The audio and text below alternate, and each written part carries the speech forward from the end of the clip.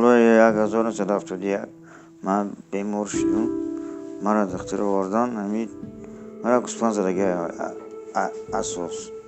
بعد دختر آوردن خیلی چند روز خوب رفتم.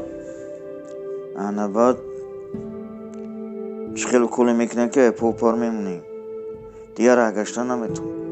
بعد مصفید پدر ما گفتن که ایره گرفته برای توجیکش کنی.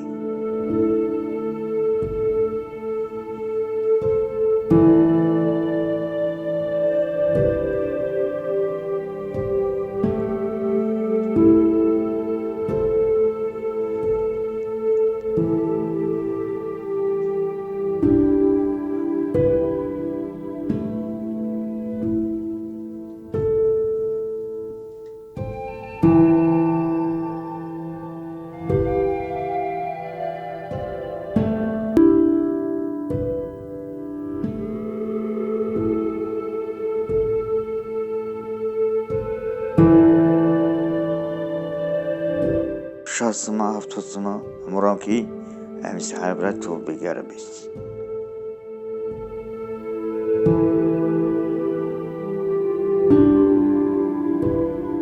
اینه تیراموشین من جبران. تو که ما دامی خوب گو دامی همون خونه خوب میرم. ما که اگر پا می دوشیم میومدیم در جو امی در دور مصروع شهر چمی میگشتیم.